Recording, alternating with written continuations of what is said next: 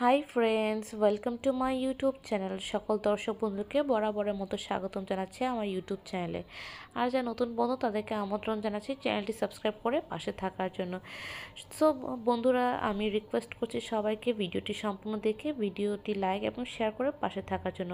So friends, today's we are presenting a very delicious and it's a tempting, it's a totally no onion, no garlic, it's a veg which is considered as a নিরামিষ কারি recipe.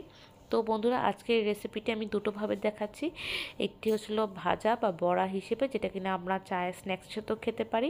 আর একটি হলো ঝোল হিসেবে, একটি সম্পূর্ণ নিরামিষ recipe যেটা কিনা পেঁয়াজ রসুন ব্যতীত। তো বন্ধুরা, এই নিরামিষ রেসিপিটি খুবই সহজভাবে করে আজকে আপনার সামনে পরিবেশন করা হচ্ছে। তো আর কথা না বাড়িয়ে চলুন তাহলে মেইন পর্বে শুরু করে নিই। তো এখানে নিয়ে নিচ্ছি পটল এবং আলু। পটলগুলোকে আমি ভালো করে চামড়াটা ছিলে পরিষ্কার করে দুই ভাগ করে নিয়েছি। আর আলুগুলোকেও আমি এরকম ফালি ফালি করে কেটে নিয়েছি। কাটাকুটি দেখাতে আমি বরাবরই আপনাদের সামনে অনেক পছন্দ করি, কিন্তু ভিডিও অনেক বড় হয়ে যাবে, এই স্বার্থে আমি এটাকে আজকে ছোটোভাবে সংক্ষেপে দেখাচ্ছি। তো আশা করি এই উপকরণগুলো বুঝতে পেরেছেন। এখন চলে যাচ্ছি পরবর্তী উপকরণ দেখানোর জন্য। তো বন্ধুরা, এখানে নিয়ে নিচ্ছি ছোলার ডাল, নিয়ে নিচ্ছি আতপ চাল সামান্য। তো ছোলার ডাল এবং আতপ চাল দিয়ে কী করছি সেটাও আমরা আপনাদেরকে দেখিয়ে দিব। যেহেতু তোমরা ভাবছো যে এতক্ষণে কোনো ডাল নেই, চাল নেই, তাহলে কেন এটা এসেছে সেটা দেখাবো। ততক্ষণ পর্যন্ত সম্পূর্ণভাবে আমার সাথে থাকতে হবে।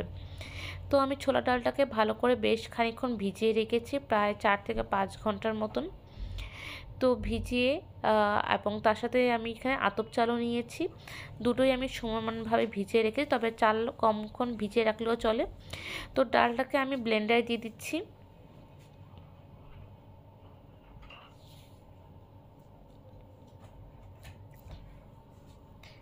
এবার আমি আতপ চালটাও দিয়ে দিচ্ছি।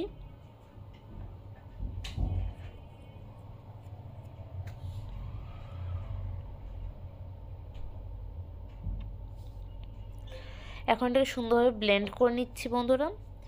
আর অপর দিকে আমি একটি আস্তা কাঁচা কলা সেদ্ধ করেছি নুন দিয়ে। তো এখন কাঁচা কলার খোসাটি ভালো করে ছাড়িয়ে নিচ্ছি। বন্ধুরা, দেখালে তো অনেক কিছু দেখানো যায়, কিন্তু যদি ভিডিওটা লম্বা হয়েছে তাহলে তো তোমরা দেখো না, তাই আমি এটাকে সংক্ষেপে করে তোমাদের সামনে দেখাচ্ছি। এখন আমি কাঁচা কলাটাকে ভালো করে ম্যাশড করে নিব।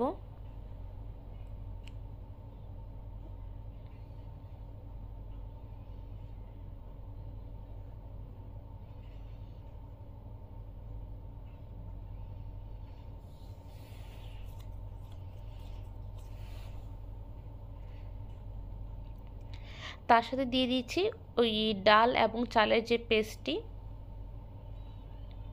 এই পেস্টটি এবং কলার পেস্টটি দুটো একসাথে আমি মিলিয়ে নিব।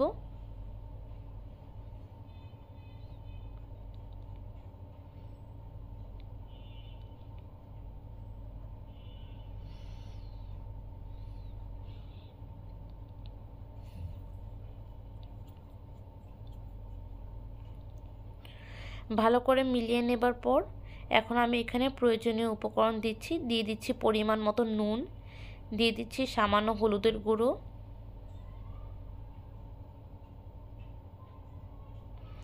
দিয়ে দিচ্ছি কাঁচা লঙ্কা কুচি, দিয়ে দিচ্ছি এখানে আদা কুচি,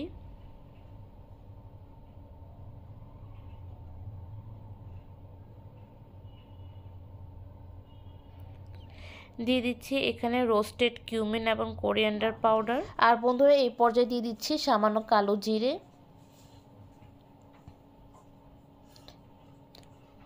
দিয়ে দিচ্ছি সামান্য লবণ এবং স্বাদ মতো একটু চিনি মিক্সড করেও দিয়ে দিচ্ছি।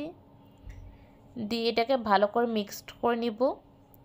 আর যেহেতু আমরা একটু ঝালটা পছন্দ করি বন্ধু, তাই একটু আলাদা করে একটু ঝাল অ্যাড করলাম। লাল মরিচের গুঁড়ো তোমরা চাইলে এটাকে অ্যাভয়েড করতে পারো। আর দিয়ে দিচ্ছি 1 থেকে 2 টেবিল স্পুনের মতন ঘি, কারণ নিরামিষে ঘি হবে না সেটা একদম ভাবাই যাচ্ছে না। তো ঘি দিয়ে আমি এটাকে ভালো করে মিক্সড করে নিলাম। এখন চলে যাচ্ছি পরবর্তী স্টেজে। আমি এখানে একটি বাটিতে মশলা মিক্সড করছি। দিয়ে দিচ্ছি 1 টেবিল স্পুন লাল মরিচের গুঁড়ো, 1 টেবিল স্পুন হলুদের গুঁড়ো, 1 টেবিল স্পুন ধনিয়ার গুঁড়ো, 1/2 টেবিল স্পুন জিরের গুঁড়ো,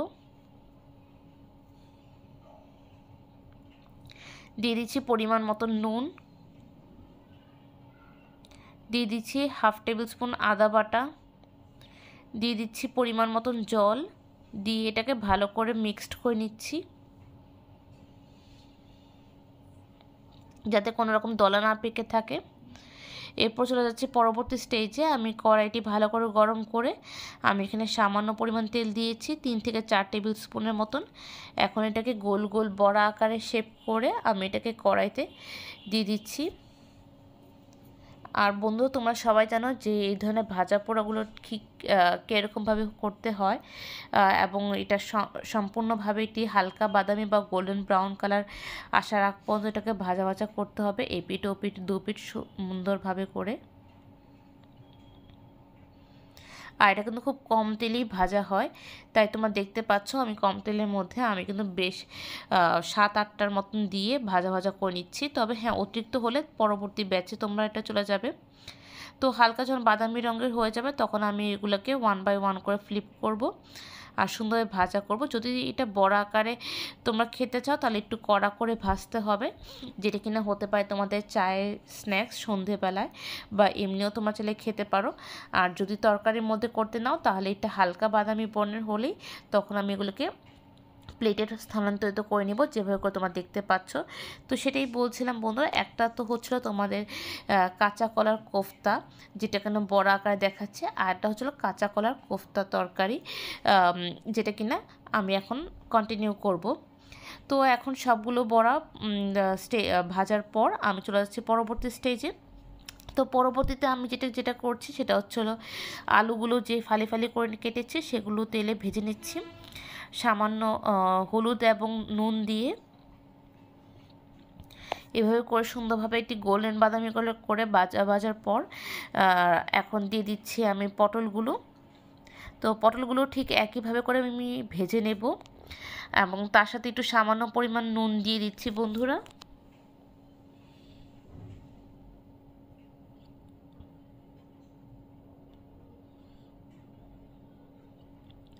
দিয়ে আমি এখন একটা ঢাকনা ঢেকে দিচ্ছি 3 থেকে 4 মিনিটের মতন। তো এতে কি হয় কি বন্ধুরা, আলুগুলো সেদ্ধও হয়ে যায় এবং ভাজা ভাজা হয়ে যায়। তারপর 3 থেকে 4 মিনিট পর আমি এগুলোকে অন্য একটি প্লেটে ট্রান্সফার করে নিয়েছি। এবার চলে যাচ্ছি পরবর্তীতে। তো এখন ওই একই তেলের মধ্যে আবারও কিছু তেল অ্যাড করে নিলাম। তো তেলটি ভালো করে গরম হয়ে এলে আমি এখানে এখন ফোড়ন দিচ্ছি, একটি শুকনো লাল মরিচ দিয়ে দিচ্ছি বন্ধুরা। প্রথমে দিয়ে দিচ্ছি এলাচ, দারচিনি, একটি তেজপাতা,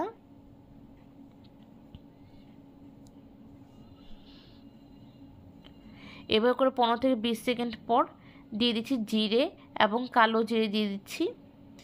দেবার পর যখন জিরেগুলো হালকা বাদামি রঙের হয়ে একটু পপ আউট করা শুরু করবে, ছিটা আসা শুরু করবে, তখনই আমি ঢাকনা দিয়ে একটু সামান্য করে নিজের খেয়ালের জন্য দিয়ে আমি এখানে মশলার মিশ্রণটি দিয়ে দিচ্ছি এবং দিয়ে আমি কন্টিনিউয়াসলি কুক করতে চাচ্ছি যতক্ষণ পর্যন্ত মশলা ভালো করে না কষে। তো তোমরা দেখতে পাচ্ছ মশলাটা কিন্তু এই স্টেজে ভালো করে কষে গিয়েছে এবং তেলগুলো বিভক্ত হয়ে গিয়েছে, এবং এই স্টেজে আমি আলুগুলো দিয়ে দিয়েছি। দিয়ে আমি 4 থেকে 5 মিনিটের মতন কুক করেছি, এবং যখন দেখবো সম্পূর্ণভাবে মশলা কষে গিয়েছে এবং আলুগুলোও একদম সুন্দরভাবে মশলার সাথে মিশে গিয়েছে, তখন আমি এখানে পটলগুলো দিয়ে দিব। দিয়ে আমি এখানে ঠিক একইভাবে করে 5 থেকে 6 মিনিট খোলা জালে আমি এটাকে রান্না করব,